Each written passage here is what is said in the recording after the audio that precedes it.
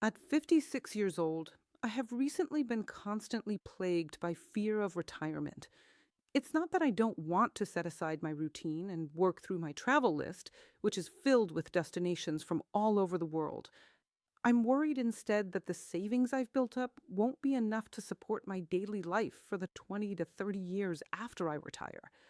The Social Security system is unstable, inflation is eroding purchasing power, and just as I was about to set these worries aside, the stock market plummeted by 10%. This anxiety has long become a shared predicament for many people.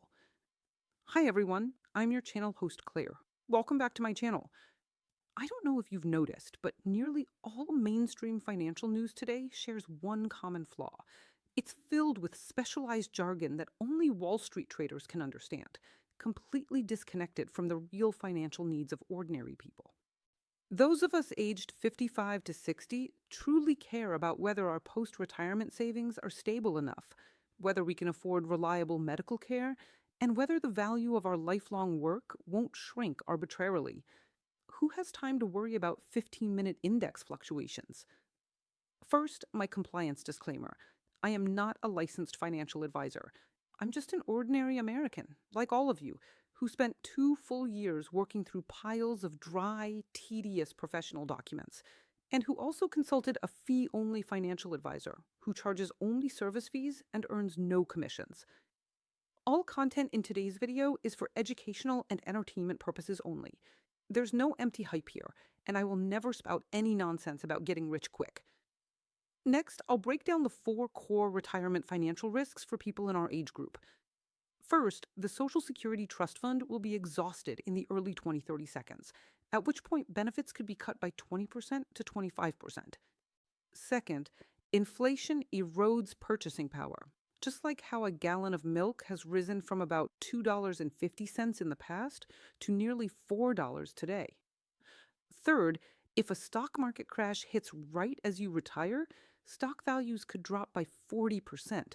And because you're now withdrawing from your savings instead of adding to them, that early loss eats into your capital, and you don't have the luxury to wait years for it to recover. Fourth, the risk unique to our group, longevity risk, the very real chance of outliving your savings. I want to say to all of you, it is completely normal to feel fearful about your retirement finances, but doing nothing at all is the only fatal mistake.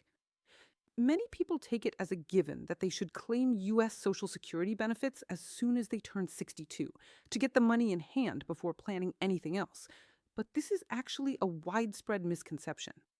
Under the standard rules of U.S. Social Security, the full retirement age is 67 for most people in our age group.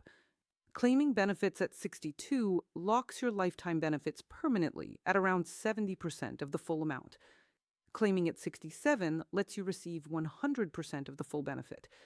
Claiming at 70 allows you to collect 124% of the full amount. After age 67, your monthly benefit keeps increasing for every additional month you delay, up to age 70. I treat my Social Security benefits as pocket money for leisure, dining out, watching movies, traveling, while all essential fixed expenses like groceries, utility bills, and medication are fully covered by my personal savings. That's exactly why I've decided to work until age 67, to secure a stable retirement where I don't have to live frugally. I was anxious at the start of this video for a reason, and building the plan I'm about to share is how I stopped being anxious. Today, I'd like to give a reminder to all friends aged 55 to 60 who are approaching retirement. Never simply copy the investment logic used by 30-year-olds. At our life stage, the core requirement must be predictability of income and expenses. I've personally tested 2 actionable, tailored plans. The first is an inflation-resistant allocation. I moved 1/3 of my personal investment portfolio into Treasury inflation-protected securities, TIPS, issued by the U.S. Department of the Treasury. TIPS adjust their value in line with inflation to hedge against the risk of U.S. dollar depreciation, and this allocation has given me reliable peace of mind. The second is the 3-bucket investment system.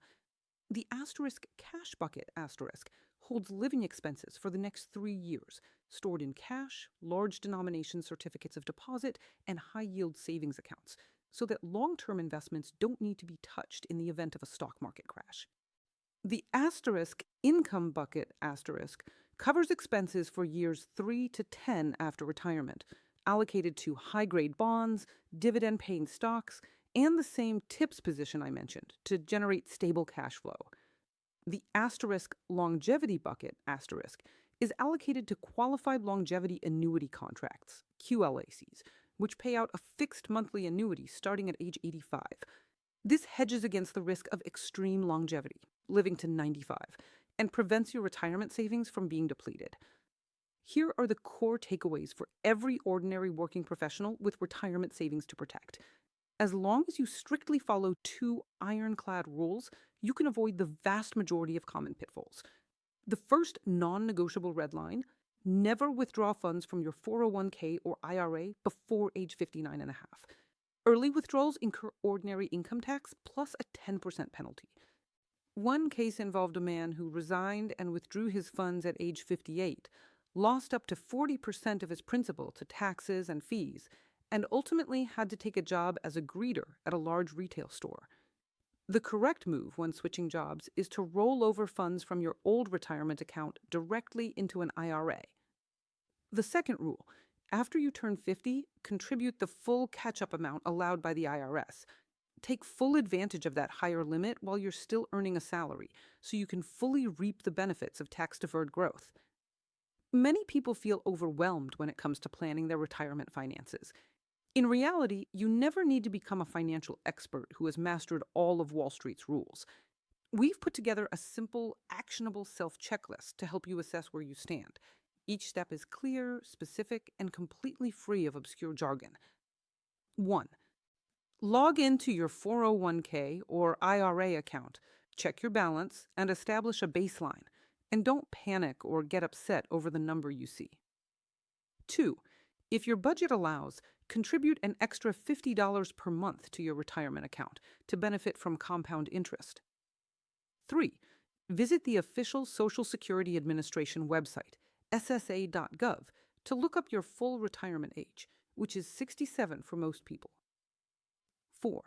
Talk to your children about a backup plan B for your retirement. I've personally had this conversation with my own children.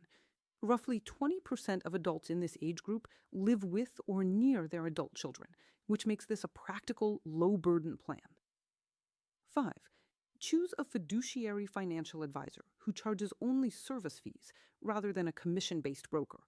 The former is legally required to disclose all relevant facts to you, while the latter may push products to earn extra commissions. Friends who, like me, are nearing 60, we are not old, but we can't live forever either. The energy, common sense, and life experience we've accumulated over half a lifetime are more than enough to tell the difference between reckless, panicked rushing and stable, deliberate planning. I'll never become a multimillionaire, but I'll also never again wake up at 3 a.m. worrying about having no money to spend. Even if I take small, cautious steps forward today with a lingering sense of unease, that's far better than faking calm only to end up completely bankrupt at 75. So do 3 things right now. Log into your retirement account, share this video with a friend who needs it, and leave a comment telling me the single biggest obstacle standing in the way of your financial planning. All of us who want to get our finances in order can subscribe to cut down the panic and get practical, doable action plans.